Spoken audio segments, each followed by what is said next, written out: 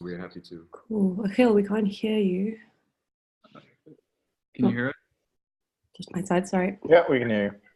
Okay, everyone can hear us, yeah? All right, I guess it's correct, Devon, that we're starting because on the program it was foam first, but we're good to go. Oh, cool. Well, Ryan, if you're first, you're welcome. Cool. Achill, if you're happy to start. Cool. Okay. All right, thanks a lot for putting this together, coming together in this virtual room here. My name is Achill, and we have Logan over here. Logan.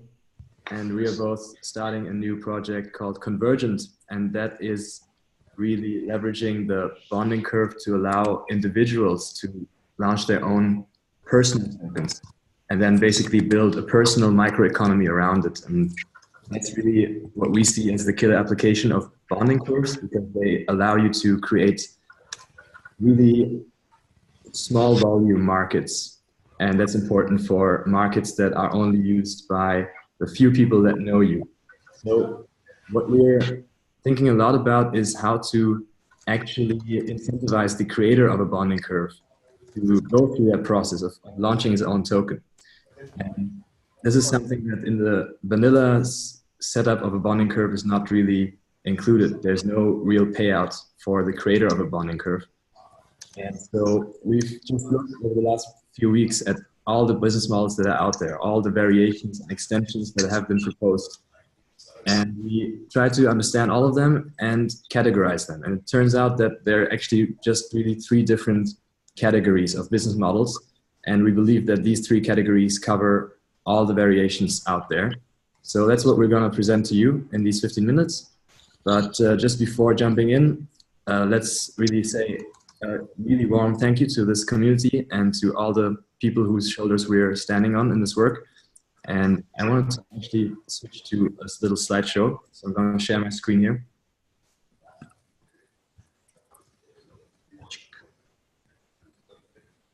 I hope you guys can see this.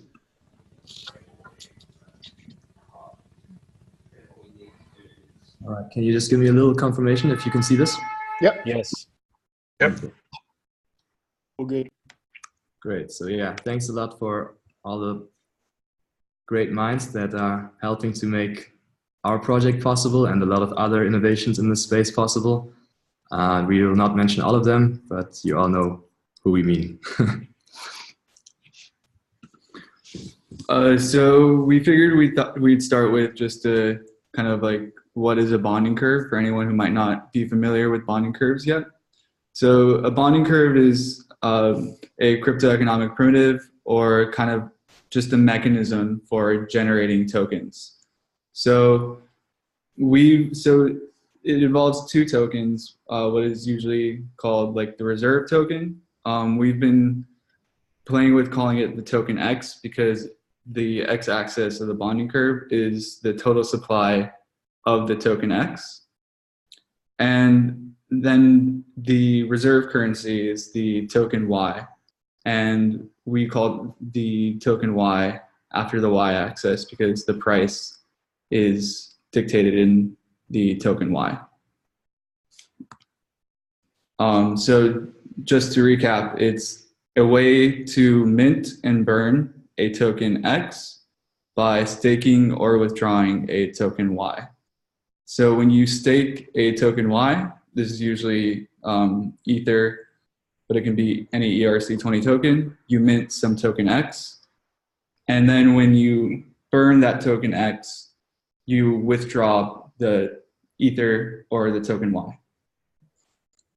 So what makes this a curve is that the exchange rate between token X and token Y is always shifting based off of a function, which takes the total supply of token X as the input. So this is graphically visualized as the curve that we just saw.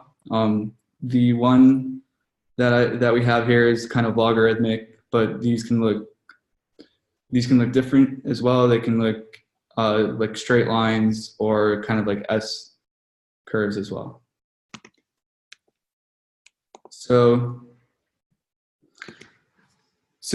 a lot of people kind of put bonding curves as like a better way to generate tokens than ICOs, because ICOs don't have many, let's say, like investor protections, whereas the bonding curve, if you buy in, if you're an investor into a bonding curve token, you have some kind of surety that you can at a later date withdraw at least some of the funds that you spent by burning that token. But the traditional kind of bonding curve mechanism, which keeps all of the reserve inside of the contract, doesn't really have a way for the person who is the creator of that contract or the owner of that contract or the owner of that token to make money or to make any kind of profit. So these business models are kind of a way to find like a middle ground between the ICO model of generating tokens, which tend to draw a lot of funds with not a lot of, let's say, investor protection, and the bonding curve, which is kind of the other extreme.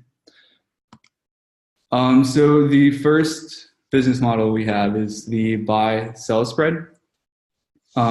This is also known as the double curve because the token generation, so the buy operations into the curve and the sell operations into the curve are two different functions. So on the, usually these only make sense if the buy curve is higher than the sell curve visually, because the spread between these two, the difference between these curves is the amount of funds that will get sent to the owner of that curve. So there's two kinds of these buy-sell spreads. Well, there's the growing spread and the shrinking spread, also known as the divergent spread or the convergent spread, because they either grow in time or come together. And there's also, I guess, a third. There's a constant spread. So if they're neither growing nor shrinking, there's just a constant. And some examples of this is apiary, and some variations are the discounting curves. So the advantage of these is that depending on the spread, it discourages just pure speculation, because someone buying into the curve has to wait until the sell curve is equal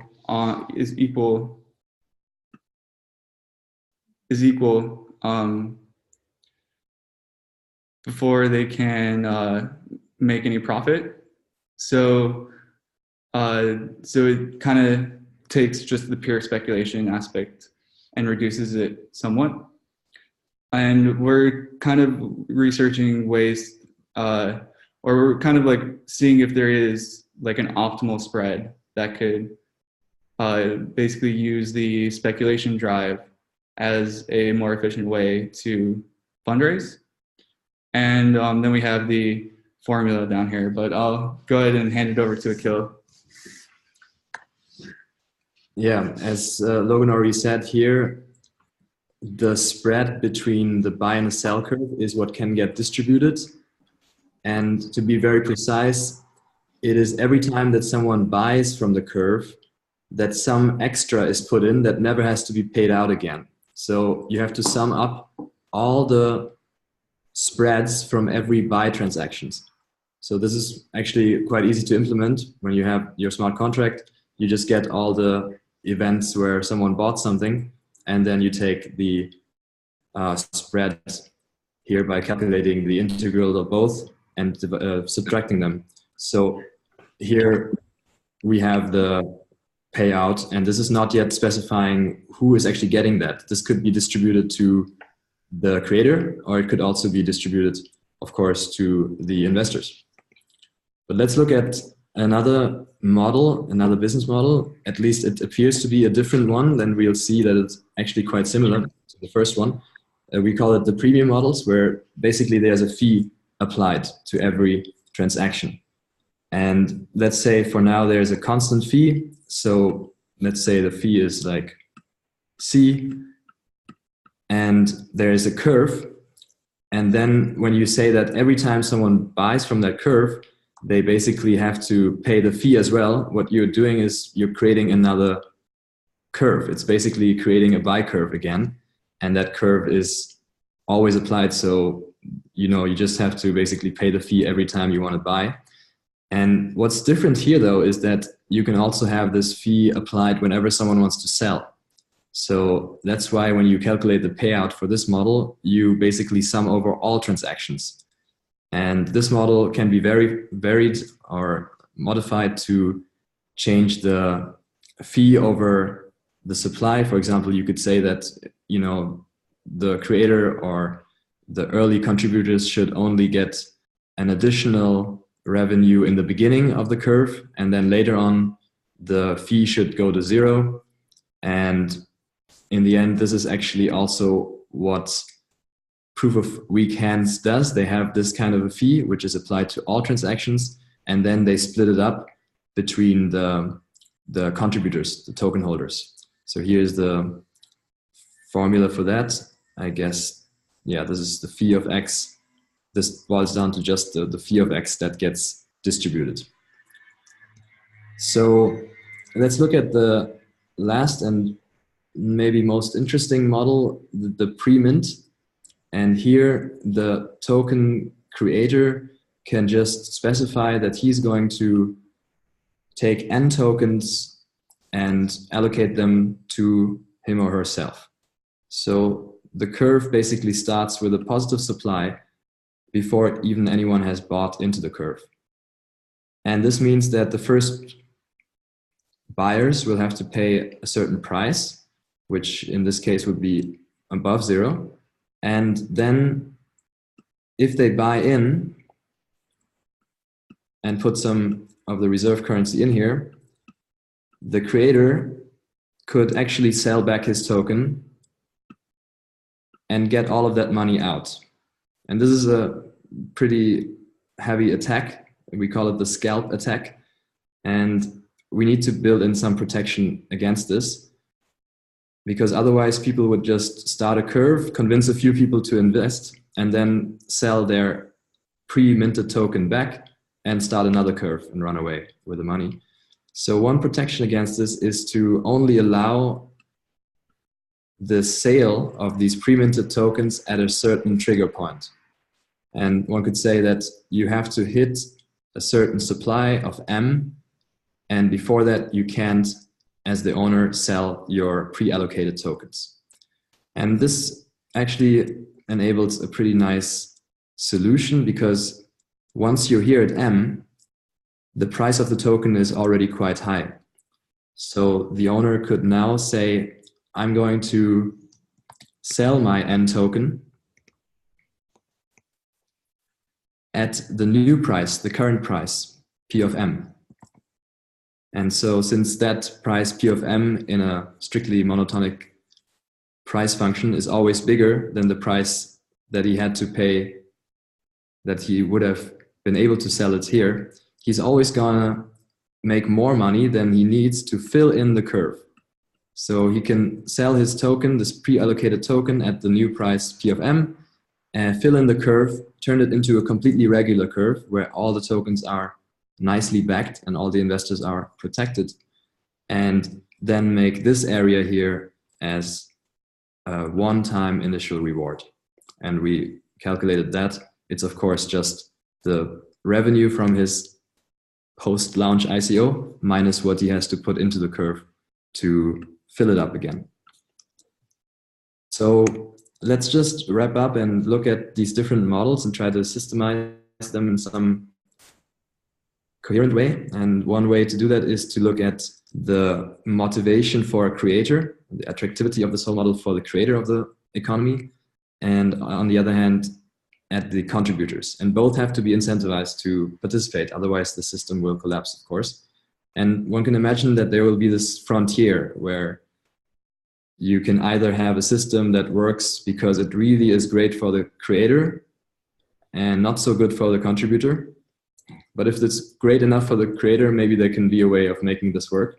And another way to make it work would be to be extremely friendly for the contributors, but not too friendly for the creator.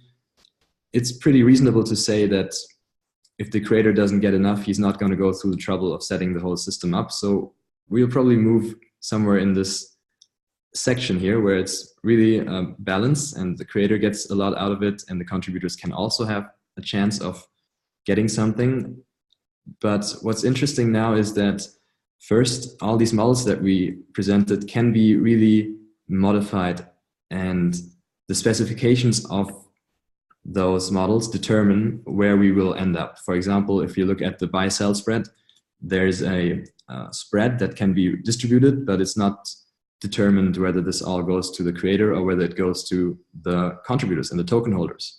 In the POW 3D proof of weak hands, for example, premium model, the fees are distributed mainly among the contributors. So it's really friendly for contributors, but it could also be somewhere up here.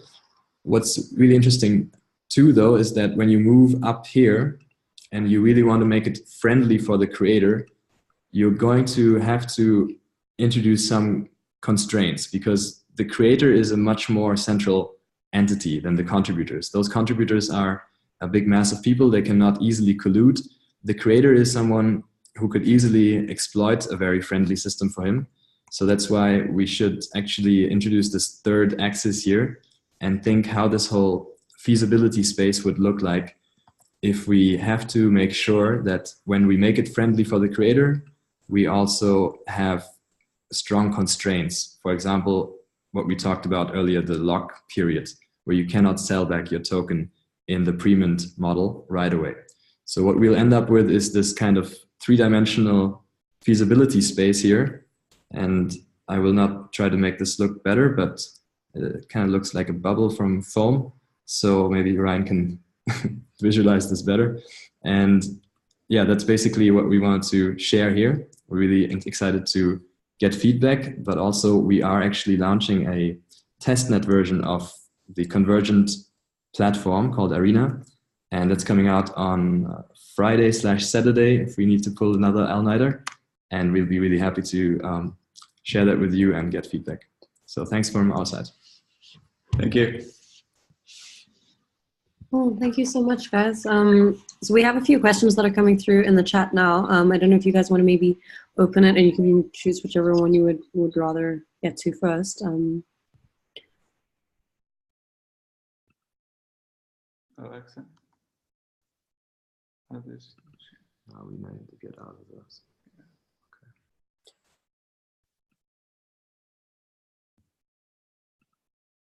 Cool. So maybe just moving to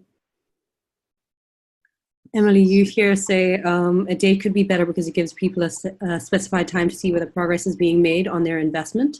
Could be easier to scam with a value milestone than a time period, but the impact argument is solid too. Do you maybe want to touch on that point?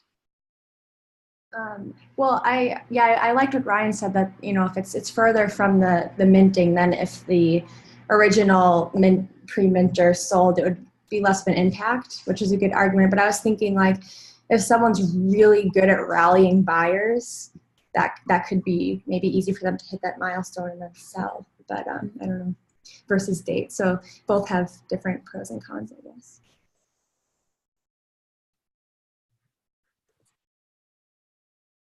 So I'm just trying to make sure I understand this. You meant a time lockup period rather than a trigger that depends on the supply. Yeah, I was kind of replying to Simon saying proper milestones versus arbitrary vesting dates. All right, very cool. Mm-hmm. So yeah, let's check what Billy has to say here. Pre-mint doesn't really pose a security risk. Banker formula uses phantom tokens for calculating prices. These could be allocated without risk of draining collateral pool. Interesting. So that's a phantom token, and that's basically the same as having a token that is in some way locked. And so I think that is exactly the the extension that we talked about in the second panel, or are phantom tokens something else? Can you pull back up at the second panel? Oh yeah.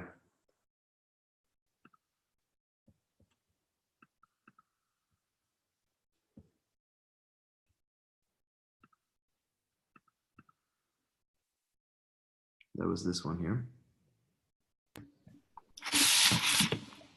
So sale at trigger point. This means that these tokens can only be sold after certain conditions have been met. Right. Cool.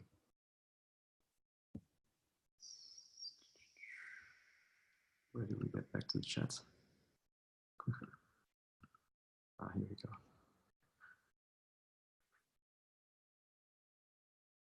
Ryan Noble, the father, the milestone from the initial, the lower the potential impact on collateral from the initial owner exiting. Nice security there.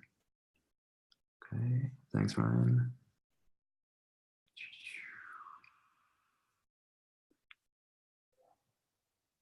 Anything else? Any message? In theory, you could allow for only a I certain... mean, guys, maybe if you have questions, you can also just directly like ask them into the call at this point. Yeah, we're a little overwhelmed here. Yeah, I know the feeling. I'm not sure if this was mentioned, but an alternative to the pre-minting one is that instead of there being a specific trigger point, is you would be able to sell certain amount over time. Same as like the fee model, but it's just like the amount you can sell grows as the thing as the supply increases. Yeah, very interesting extension, and I think I've seen this in Luke's apiary design, where there's this tap variable, and that determines how much of the reward for the creator can be withdrawn at a certain time. So I see that as a really viable extension. Yeah, I do think there are like more variants than these, but I think these were like the main ones that we so far have like come to like formalize and like we're the most familiar with.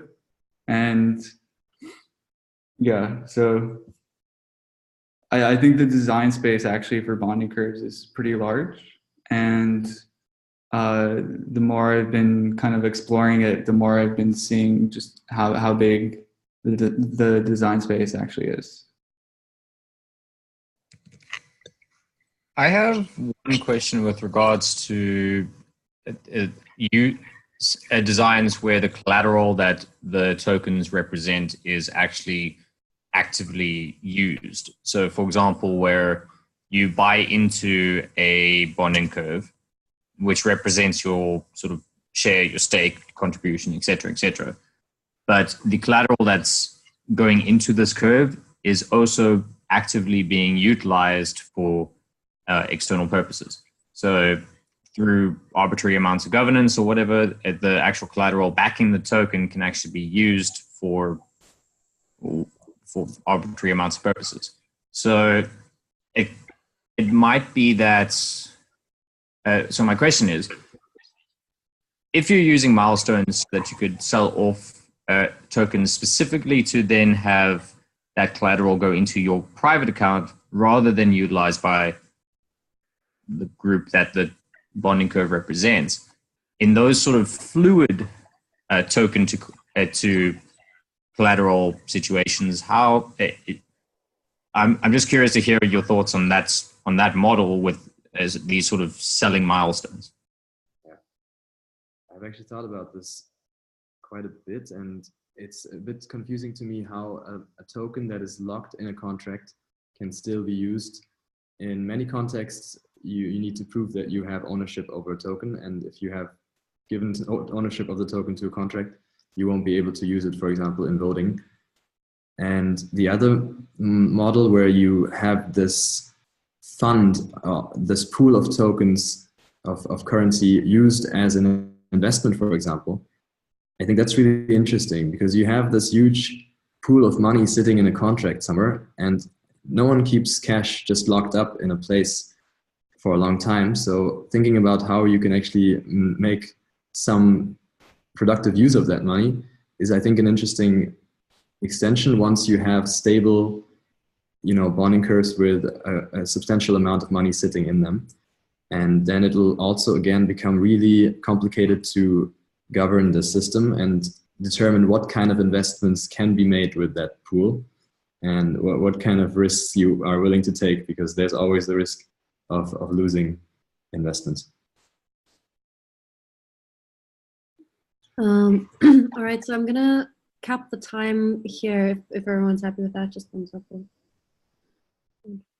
We're good. Thank you very much. Thank you guys so much for presenting. I think it was a great start on bonding curves business models. Really enjoyed it. And so we're gonna just, if it's cool, Ryan, we're gonna go through to you on objective TCRs and incentive models. Cool. Thanks, guys, for the presentation. Yeah, I'm going to talk about the foam TCR. I know many of you on the call might be familiar with it already, but I'm going to walk through kind of our thinking around objective TCRs and show some of the new features we've added in the last weeks. So let me start by sharing my screen. Okay, can everyone see that? Okay, so this is the interface of the foam map, and you basically see, we're looking at Tokyo right now. All the green points are basically points that have been added to the registry and have been verified. So that basically means our community of curators has come to the conclusion that these are actually objectively at the location they claim to be. Something that's interesting is that in different kind of regions, there's been different kind of social rules that have emerged around like languages. So definitely in Tokyo, most of the descriptions are actually in the native language. So it'd be very hard for me, someone not living there, to really evaluate that. I guess I can use Google Translate. But so you can investigate all the points added to the map already, just kind of as a consumer role of the map. And when we get more into being a curator, you can then essentially challenge points and initiate these challenges based on what you think. And so we've just launched this new feature called signaling, which is kind of separate from the TCR.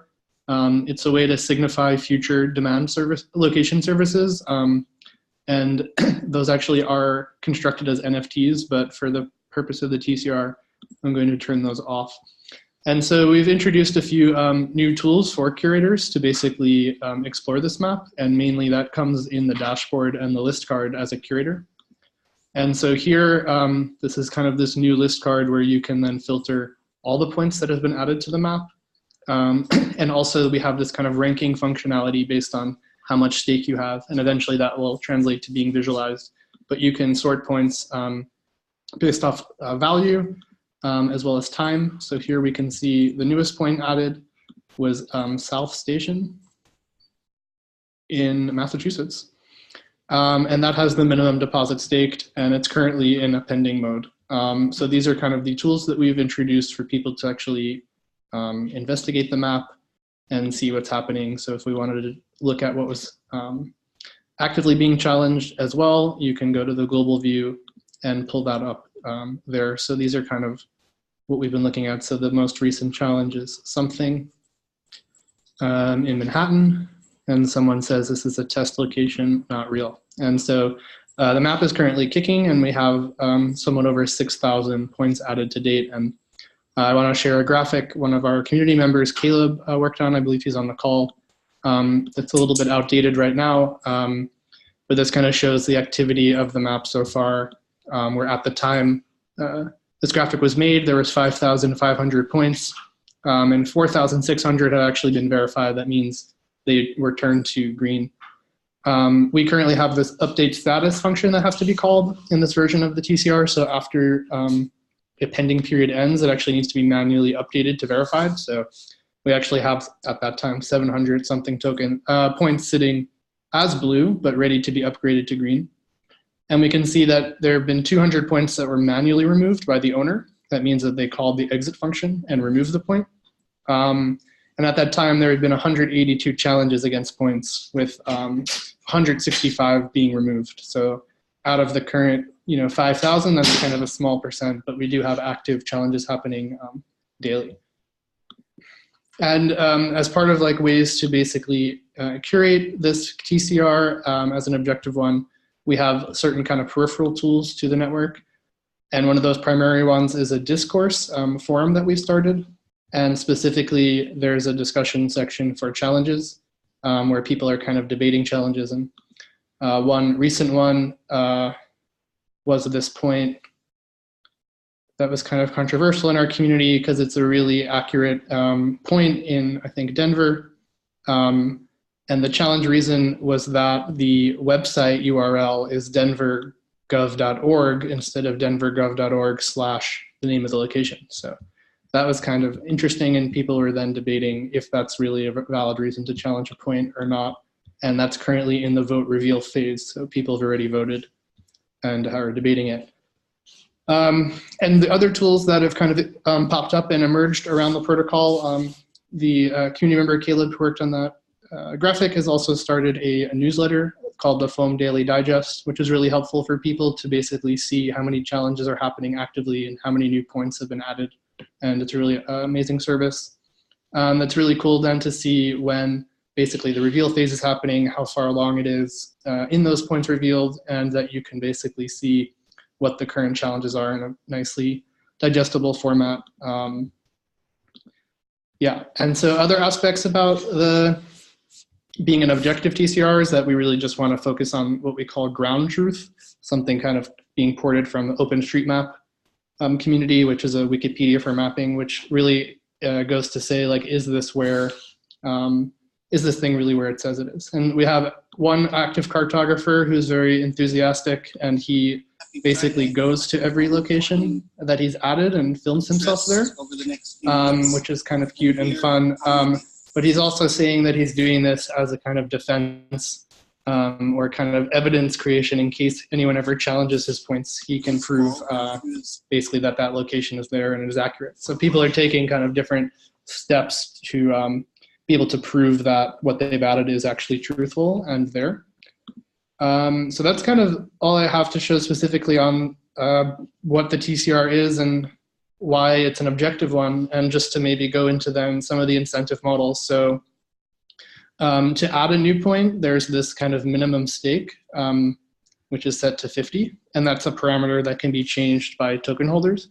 But it's really just meant to be this kind of anti-spam mechanism, a basic barrier that you are willing to put up tokens to assert that this point is actually truthful and there, and that you feel confident in that. And you don't really need to stake more than the minimum unless you kind of want to be on this ranking system and be more visible, which many points may not want to or need to be. And so we have this kind of deferred work model where the incentives for being a stakeholder in the map is that you have governance rights in the protocol and how it will develop, and that the more valuable this kind of data set becomes of an objective consensus-driven map, there's kind of a deferred value accretion to the protocol and those token holders. And that's why we're going to be focusing on kind of external incentives. For example, an upcoming NFT treasure hunt, where you can, if you add the secret point, you'll get an NFT of that building, things like mapathons, until really the kind of value really builds up. But in the short term, the kind of innovation on incentive that is missing in OpenStreetMap is that in the systems, there's no real reason to actually check any of the locations out. And that companies are basically paying their employees like Mapbox, Facebook, and Uber to check all the data on OpenStreetMap. So there's no incentive for anyone who's excited about adding locations to actually go back and check it. Where here now, because there is a token locked in those points, you as a curator or you as a cartographer have a reason to maybe challenge a point or investigate if it's still accurate or not. And we've seen there's been up to 200 challenges so far, and those will continue as people can basically earn tokens by participating in challenges. And just to show you as part of the dashboard, in this voting, you'll be able to unlock, I have voting credits, and you'll be able to unlock rewards if you've had any. And just as like a final point, here's a point called the deuce that's under a challenge, and someone says, you know, it seems fake, there's no information. It actually is fake because I'm the one who added it. So yeah, that's kind of in a nutshell how the TCR works. And we're excited for the initial use period to be ending next week. So the token will become unlocked and hopefully more people can participate. So I'm gonna stop there and hopefully have more of a conversation about some questions.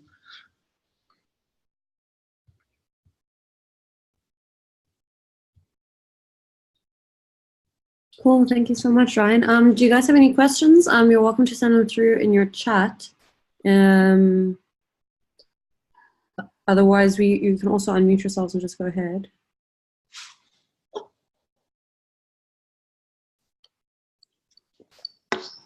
I'm going to ask a question. Ryan, have you guys had any instances yet where people have kind of tried to game the system? Or like, have you discovered let's say, attack parameters through people actually like actively engaging with the platform? Not yet, surprisingly, or maybe not surprisingly, because we took these extra steps to make sure that the initial community would be really dedicated. And so we've kind of had the opposite, where people are like extremely defensive about challenges and like get into arguments about the granularity. But we are aware of the weaknesses around TCRs that once people who are maybe less dedicated to the project, they would maybe try to like grind attack points and start a lot of challenges. But just one of the benefits is that because there's this 5-day period and that at the moment we have an active community of curators, there's kind of like a window of time to kind of catch these attacks or false challenges. But so far it's been working pretty objectively like smooth, and no one's been doing any wacky challenges so far, but it's definitely a possibility. I guess maybe just, you mentioned that in the end it's objective. I mean, I think there's been quite a bit of discussions around subjective versus objective TCRs. I mean, I guess points of interest or proof of location is one of the most objective use cases that you can probably make. Yeah, which is very cool to see that it's holding up. Yeah, and definitely we're interested in the subjective TCRs, and definitely most excited about bonding curves as well, so that if people can make their own maps or layer on top where you more get into ranking, you know, top restaurants. Or also an idea I'm interested in is like secret TCRs, maybe using some fancy cryptography, but like a list of best hiking spots or cool locations, but somehow you would have to like contribute to unlock the list or cool things. So definitely like subjective lists and bonding curves for new lists are super interesting and hopefully can be built on top of the map.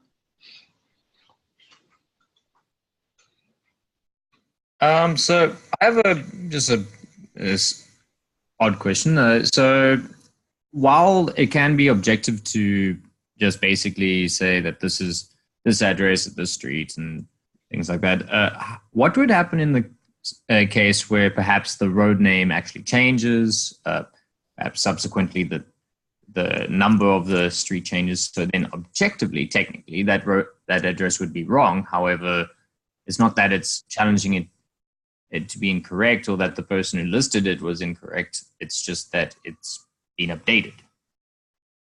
Yeah, so I mean, basically then that means it's out of date, and that's one of the problems we're trying to solve, that, you know, you have accurate data on OpenStreetMap and years go by and nobody's updated it. So basically if you've discovered this update, you can initiate a challenge and the point would be removed.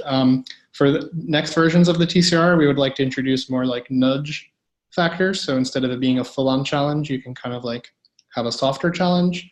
And also if the points themselves are maybe NFTs, or we use something like IPNS or ENS, the metadata would be much easier to edit. So you could potentially like do a soft challenge and the point owner would be kind of like notified, maybe be slightly punished, and could update the metadata themselves. The other kind of thing I forgot to mention about objectiveness, you do always hit this line of that, you know, the way humans interpret the world is subjective. And we've seen already, I'm a little worried that this would like blow up into something bigger, but we've seen people in like the South China Sea already challenging points, and there's people in Japan claiming points that are Japanese territory that are actually currently Korean territory, and there's people adding points in Korea, China, and Japan, basically disputing sovereignty in disputed islands. And so we've already had challenges around that, if this island belongs to Korea or Tokyo or Japan. Yeah, no, Simon, I don't want that to happen. I have a question. Kind of hits at the differences between subjective and objective TCRs. Besides these instances of kind of international, I guess, borders on what's different countries, it seems like, you know, with the deposit model, which was the kind of original ad chain model, a lot of the fees and rewards to the token holders or voters comes from the friction between the voters because it's a subjective content. In something like this, where the content is very objective, I would think the vast majority of the time, these points are going to be accurate, and there's not going to be any of this friction. We're going to have a bunch of parties with a bunch of money staking on either side to kind of incentivize these verifiers. So is there any concern that most of these points will actually not really be that thoroughly verified or vetted because the rewards will be so small? Because positively, if a verifier or voter verifies a point, they don't really actually receive any rewards, right? It's only if it's challenged, which it's very rarely going to be a successful challenge, I would presume. What are your thoughts on that? Yeah, it's definitely the case we've seen already that, it's kind of less than 10% of points added, or maybe it's 10, I can't do the math, that have been challenged. And that essentially means it's kind of working. And we have a blog post specific about this, and it's definitely open still for debate.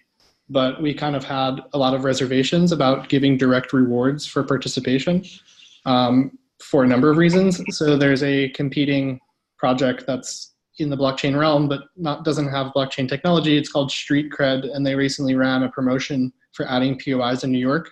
And the people who added the most would win Bitcoin. So like you're basically getting paid for mapping. And of course, if you could win up to $7,000, pay your rent for a few months, that's really great. So they had like a higher quantity of points than us because people wanted to earn those rewards, but none of the points had descriptions or websites whatsoever. So they already like lost out on all this quality. And so we felt that if there's this like constant minting of rewards, you incentivize like perversely people to like add low quality points, add points that are like hidden or wouldn't really be found, or kind of do that. So we're exploring this kind of like longer term, slower burn value creation for those who build work over time. And daily active users are a really important metric, but some days we have 2 points added, some days we have 35. And really it's about this like cumulative value built up in the data set. And yeah, it's an experiment as well to see if those incentives are strong enough to have continued mapping.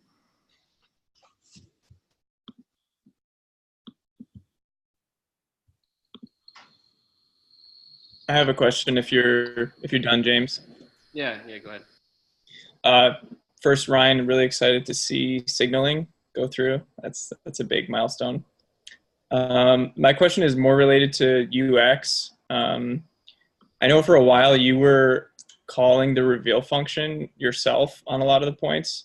Has there been any development on sort of disambiguating that a little bit away from having users have to remember to do that, or is it still kind of a pinch point? I think it's like a pretty easy solution on the short term, which we just haven't had the cycles to, but to write a bot that does like auto updates for challenges and points. And right now it's about like been about with these prices like 1 cent per update. So, it'd be $50 to update the entire map. So just have like an auto bot that we deployed would probably be the shorter term solution. And then for like a TCR 2.0, we would spend more time architecting the contracts to not have this basically update function. Gotcha. Cool.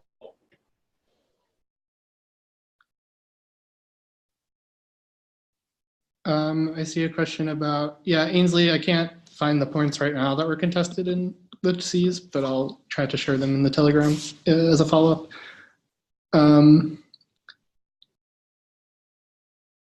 Yeah, so in terms of questions around the nudge, like that's kind of been an emergent through this like user testing and initial use period that we found would be useful. And we do have the ranking already, and probably I think Trent was working on like kind of leveled TCRs, and someone at Weave was working on graded TCRs. And I think this like graded or levels where you can be downgraded or lowered in status without being completely removed is super interesting, but we haven't really started investigating that. We've just kind of finishing the launch of this 1.0 map, and then we'll begin to think of next steps.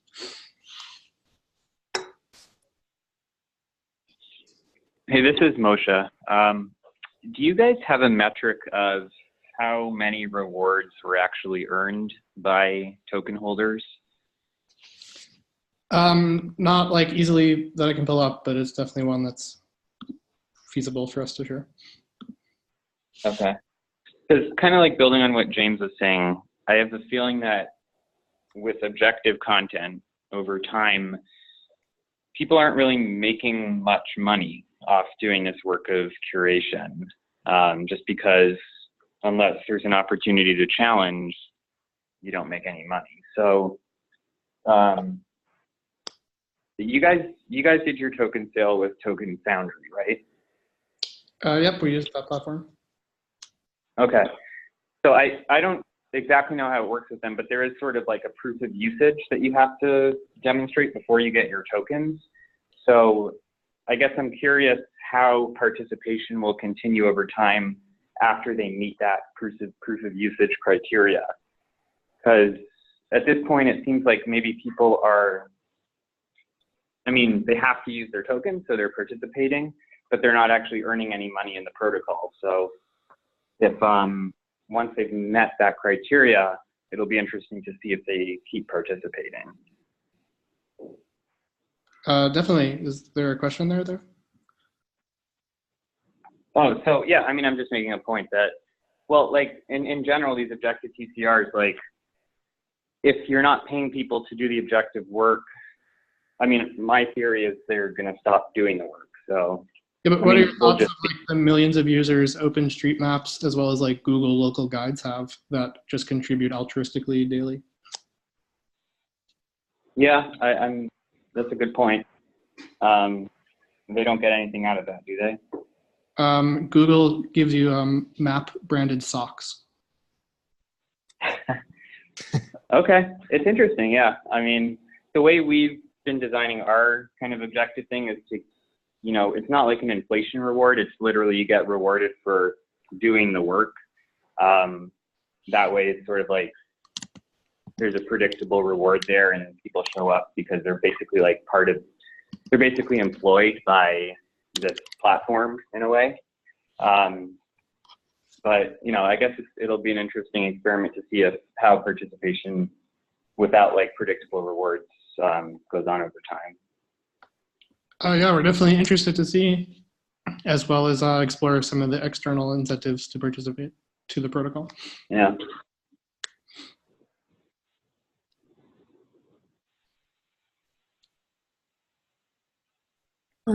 Guys, just to give you a heads up, we've run out of time for this particular presentation, but we're moving to the open floor discussion type section now, just the next 10 minutes. So if there's anything anyone would like to chat about, specifically about curation markets or what's happening in the community or anything that's happening in the news, you're welcome to bring up a topic for discussion.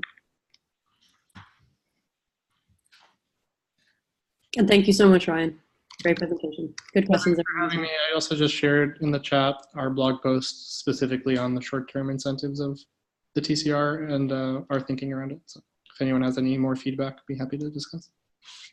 Perfect. Thank you so much. I think also just from my side quickly, I just want to say thank you all so much for coming through. I think for the past two calls, we've had a really great attendance rate between like anywhere between 30 and 40 something people on these calls, which is quite cool. The next call is going to be coming up on the 2nd of January. That's the first Wednesday, but I don't know if you guys maybe want to push it back a week if you're still going to be too hungover from New Year's, or if we can keep it on that date. You can just drop a comment. I would probably not join that day, but cool. We're going to push it back a week. So it'll fall on the following Wednesday, then I'll just adjust the invite. And is the way that it's currently working now with the document, the Gitter, and the calendar invites working for everyone? Yes. Cool. Great. Cool. Thanks so much, guys. And then what topics would you guys like to hear about? It was actually really interesting, I think, hearing Ryan chat a little bit more about objective TCRs, but I've also received quite a few requests, I think, through the Google form asking for subjective TCR discussion and people wanting to know a little bit more about objective versus subjective. It could be quite interesting, I think, to maybe touch on that in another call.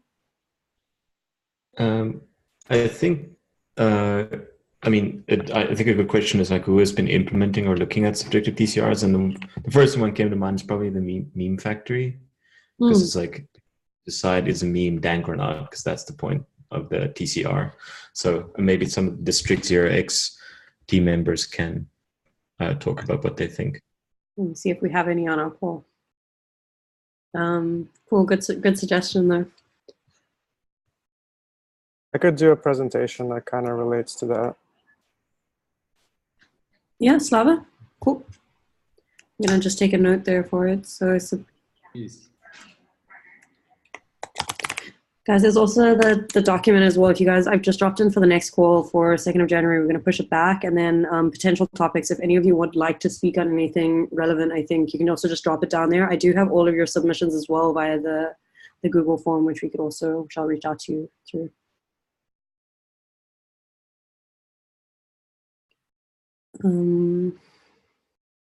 Cool, but yeah, otherwise, open floor.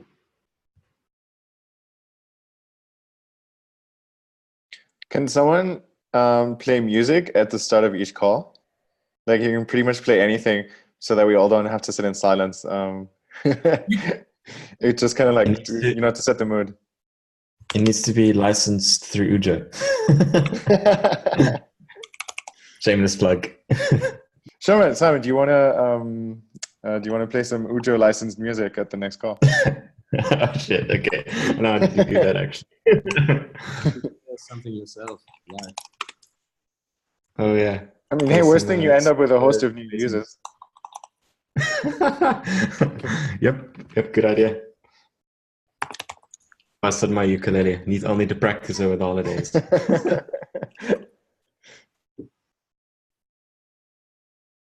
I have a question. Is Achill and Logan still on the call? Yeah, we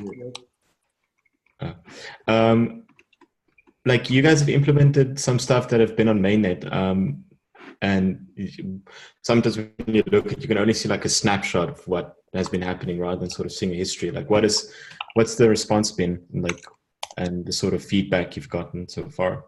Yeah, we launched it about 2 weeks ago, put it on mainnet, and in the first few days we sent it around. We were kind of excited, and we got a lot of activity.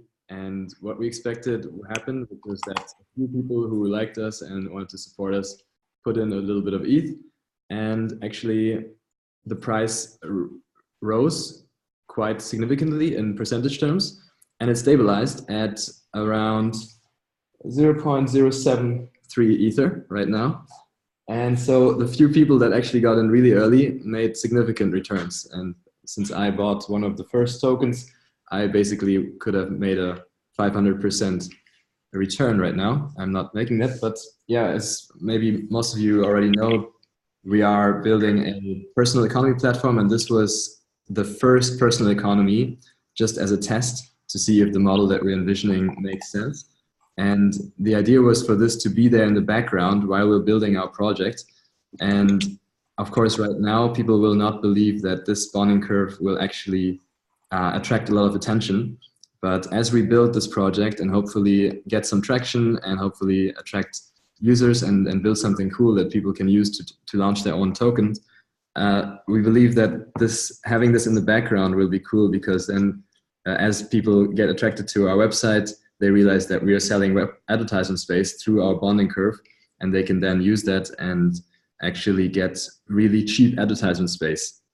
And this was the idea. Yeah, I would say so far we haven't seen enough participation with it to draw any like real conclusions. We did see some people that kind of bought in early and then waited until one or two other people bought and then sold right away. So there's one guy who bought like 1.6 Ether worth, and then someone else bought in and he sold and he made like 0.1 ETH from it.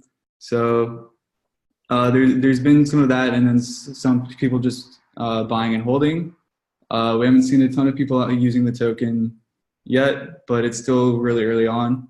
And we're kind of looking at this as like, as Achill mentioned, like a long-term like experiment to see if like later on, as we get more attention, are we able to draw attention to this visual image?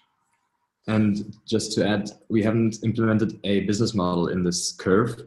The only way that we benefit from it is that if someone wants to place an advertisement under this curve, they have to send us a token, and that is basically a payment for getting your advertisement posted there.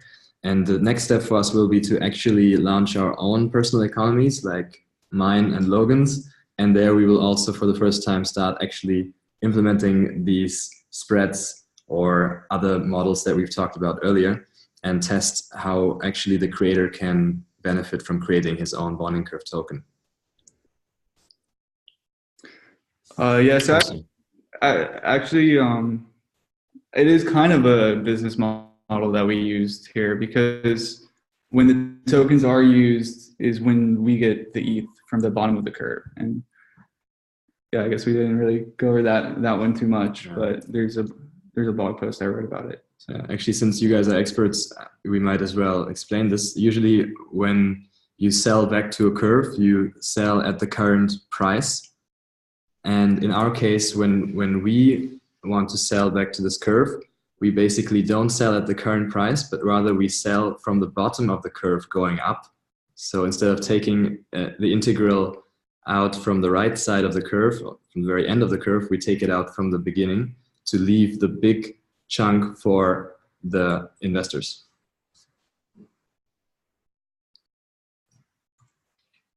Also worth noting that this bonding curve is actually capped at 1,000 tokens and 500 Ether pool balance. Could you put that link in?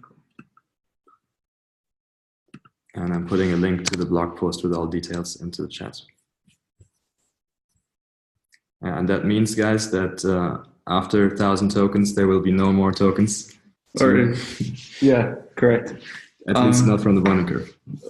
I'm kind of hoping to see, what we'll see is that right now is like the early, like kind of just speculation phase. And then later on, when there is like attention on this billboard, that the people who have the tokens are kind of like doing like advertisement wars and trying to like outbid each other and to get their image on. So like kind of like a transaction phase.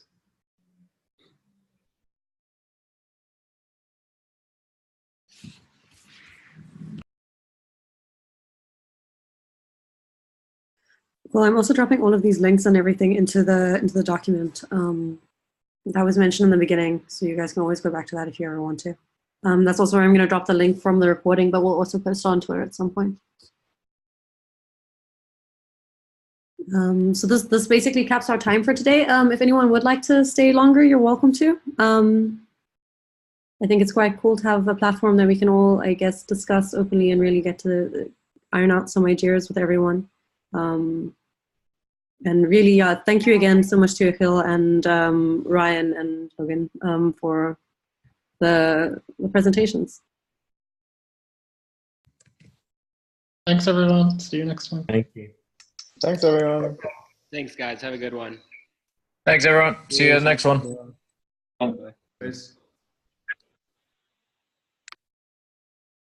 All hail the curve.